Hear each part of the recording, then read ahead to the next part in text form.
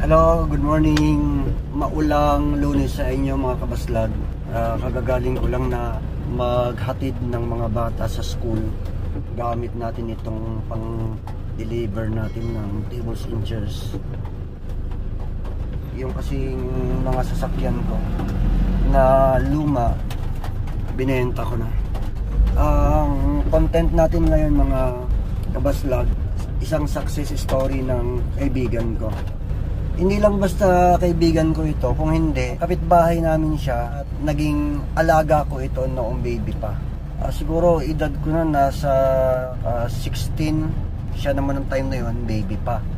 So, sa amin, madalas na kinukuha ng nanay ko yun, doon sa terrace namin, doon yung nag-aral na maglakad. Kaya naalagaan ko rin. Hindi naman masasabi natin yung para bang alaga na maghapon, ako yung naging parang yayo. Kung hindi, kinukuha lang namin kapag gusto namin mayroong katuwaan na baby. Ngayon, yung nilalakad ko na CR ng sasakyan ko, yun yung kukuhanin ko ngayon, nilalakad ko kasi para i-submit sa kanya. Kasi binili niya yung sasakyan ko, yung Explorer. Yung lumang Explorer ko na nagkaroon ng problema, medyo hindi ko mapagawa, na-stuck doon sa garahian. Hindi man masasabing luma talaga, medyo pa rin naman, model pa rin naman, 2014 na model na Explorer. Tinamad na rin ako kasi ang laki-laki ng budget. Syempre, medyo kinakapos din ako sa budget, kaya ang ginawa ko, binenta ko na lang sa kanya. Hindi ko kasi alam na kaya pala nilang ayusin yung ganon at yun ang naging negosyo niya. Kaya noong nalaman ko at nagka-interest din siya, binili niya. Ngayon, ito ngayon yung kinukuha ko yung certificate of registration, yung original, na nandoon ngayon sa bangko. Bakit naman napunta dito sa bangko? Kasi nga, sangla ako ng ORCR nung Explorer na yun. Kaya napunta yun sa bangko na yun. Pero nabayaran ko na. Ngayon, kukuhanin ko na ngayon yung original na CR kasi tapos ko na naman yung loan na yun. Tapos i-submit ko sa kanya kasi kailangan niya yung papeles na yun para maibenta din niya. Maibenta din niya kasi buy and sell ang negosyo niya.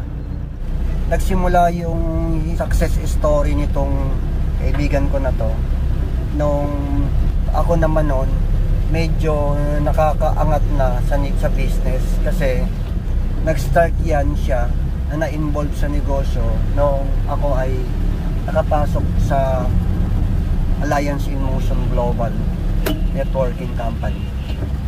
Noong mga time na yon na kumikita ako ng maganda, lumalaki na yung income ko. Ang una kong naipundar noon ay Mitsubishi Adventure. Siya, alam din niya yung kwento ng adventure na yun. Na ngayon, binenta ko na rin sa kanya yon. Ibig sabihin, siya rin ang nakabili. So yung naipundar ko yon, yun yung time na ginawa ko siyang parang secretary sa business ko, so sa network marketing. Bakit naman nagkaroon ng secretary doon? Kasi nga yung mga transaction ko medyo mabilis na, hindi ko na kayang gawin, kaya ginawa ko, hinire ko siya, pinasusweldo ko siya ng kahit papaano, hindi naman ganun, hindi naman malaki, pero makakatulong na rin talaga sa kanya para lang matulungan din niya ako na mag-asikaso ng mga papers. Noong time na yon, nagsekretary siya, pero hindi niya na nagagawa din ng maayos yung pagiging sekretary niya kasi naging member na rin siya ng M Global. So ang ginagawa niya, wina-workout na niya yung business na yon, ang networking business. So nung wina-workout niya na yon, hindi ko na rin siya ginawang sekretary, nag-focus na lang siya at sa pag-network. Mamaya meet up natin siya ha, para ma-inspire naman tayo sa pagpasok natin sa business. Yan mga kabaslag, ginabi na tayo ng paglalakad ng dokumento natin, ng papeles. At ngayon ko i-meet up yung sinasabi ko sa inyo na friend ko na successful na sa business. At ito yung papel na nilakad natin kanina sa isang bangko. Nakuha ko na yung CR nung Explorer ko na binibenta ko sa kanya. Nel, interviewin kita mamaya. Ayun guys, ito yung kinukwento ko sa inyo na kapitbahay namin to. At yun nga, yung kinukwento ko kanina, At kasama natin sa business noon. Pagkukwentuhin natin siya ngayon ng yung mga businesses niya. Hello po sa mga subscriber ng Kuya Jun. Huwag kalimutan mag-subscribe bago panoorin yung video lagi ng Kuya Jun. Maraming may inspire na tao. Tulad ko noon, nag-start ako way back 2010 guys, isa lang tambay. Tapos high school graduate ako, isa ako sa mga nagtiwala kay Kuya Jun. Pinaka-mentor ko yan guys. Hindi lang sa negosyo, sa buhay. Anyway guys, ako nga pala si Neil Magbanwa. I'm from Mangono Rizal, high school graduate.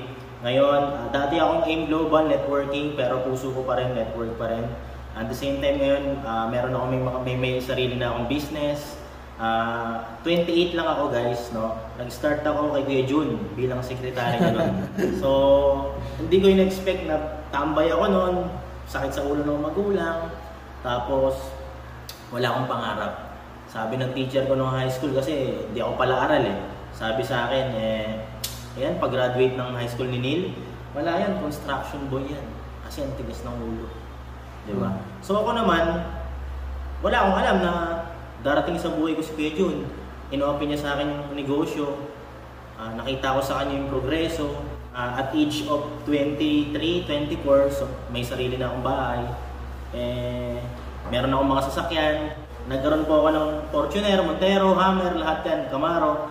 Pero alam niyo yun guys, bago ko naman nakamit yun, ito yung mga pinagdaanan ko. Yung airpot ko, hindi ko makakalimutan na isa sa mga nagne-negative sa akin. Dumating pa sa point, pinalayas ako ng bahay kasi tambay lang daw ako. Tapos, lagi daw akong puyat.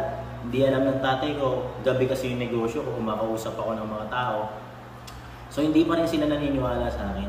Kasi sino ba namang maniniwala sa isang anak na bulakbol, puro barkada, na walang alam kundi tumambay, alam niyo yun. Pero guys, alam mo, darating at darating yung panahon pag nangarap ka, tapos ginagawa mo na yung sarili mong pangarap. Talagang darating yung matututo ka, madadapa ka, darating yung point na ang daming nasasabi ng tao sa'yo, walang maniniwala sa'yo. Pero ayun nga, tuloy-tuloy mo lang din yung business na ginagawa mo kung anong ginagawa mo. Pero kung alam mo yun, kung alam mong may nangyaring maganda, huwag ka lang magmamadali. Tama? So ang ginawa ko lang sa akin nun, continuous lang ako. Nawala ako sa network, pero nagtinda ako ng manok. Nakakatawa guys. Nagtinda ako ng manok, yung mga fresh, yung bagong katay. Inaalo ko yung naka-tricycle ako, hindi ako nahihiya. Pandemic, nagbenta ako ng mga portable swimming pool. Naranasan ko yung mag-ahente ng lupa. Alam niyo yun guys, hanggang sa dumating sa point na natuto ako mag-buy and sell ng cellphone. 2015. Tapos 2016 nag-try ako ng motor. Tapos until 2016 hanggang ngayon, nag-upgrade ako ng second-hand cars. Hindi ko makalimutan yung kotse ko noon. Lancer box type, halagang 20 mil. Wala akong kapera-pera. Humiram pa ako sa nanay ko yung pambayad ng kuryente. Yun yung pinuhunan ko guys. Kaya thankful din talaga ako kay Lord na binigyan niya ako ng ganitong blessing sa ngayon. Kasi yung business ko ngayon, shoutout nga pala, NBM Cars Trading. Wow. Ako po yung may-ari. Ayun, so may TTI po tayo, business permit, kompleto. Wow. Tapos, ayun, meron po akong mga binibentang second-hand na sasakyan. Kapag naghanap po kayo, yes, second-hand po, mga quality second-hand cars. Meron po tayong tag 100,000, meron tayong 200, 300 hanggang kung ano pong kailangan ng sasakyan. So kung may binibenta naman po kayo ng sasakyan, yes, pwede nyo po akong i-PM, pwede po natin pag-usapan. So kung kailangan nyo rin po ng mga financing na sasakyan, yes po, tumatanggap po tayo ng financing. Kunyari, may sasakyan ako na nagustuhan nyo, hindi nyo kayang i-cash, pwede po natin i-financing. So sa ngayon, meron akong pamilya na at age of 28, pero alam mo yun, tuloy-tuloy pa rin yung pangarap ko na ito, yung business na ginagawa ko. Pero ang dami ko pang racket guys. Meron akong billboard, meron akong mga binibentang lupa. Kahit ano, binibenta ko na, baka ikaw magbenta ko pa. Hindi, joke lang. Biro lang guys. Hindi, ayun, alam mo yun, ano yung pinaka point ko rito.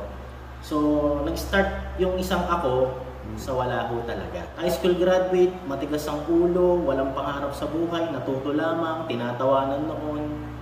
ano po yung point ko rito? Ikaw pong nanonood dyan ngayon, wag na wag kang mawawala ng pag-asa. Kahit dinadown ka ng pamilya mo, kahit tinatawanan ka ng kaibigan mo, kahit wala nang naniniwala sa'yo, basta naniniwala ka sa taas at sarili mo, tuloy-tuloy mo lang yung ginagawa mo. Darating at darating yung isang araw, bibigyan ka ng pagkakataon na magbago din ang buhay mo. Yun. Grabe, kaka-inspire. Naman din, yun nga, kinukwento ko sa mga subscriber natin kasi yun nga, medyo nag-switch ako ng content from dati, lakwatsa, gala, ngayon, negosyo naman. Kasi siyempre, alaman talaga din natin na kumita ng pera. Kaya, yun, itong vlog na ito, thank you ng marami sa'yo at Chap, hindi lang ako ang na-inspire ako, kinukwento ko sa kanila, sa mga subscriber natin dyan, yung success story mo. Ang tagal natin hindi nagkita, tapos bigla kong makikita na iyang ka na, bilang oo, kuya, parang hindi ako magkakamali, mga 8 years. 8 years, ano? Yun guys, grabe, ang tagal namin din nagkita nito. Makikita niyo po, i-upload ko yun yung picture namin, napakapayat ko. Hindi ko pa pala nasama sa kwento, naalala ko dati, talagang grabe guys, napakapayat ko, wala akong makain.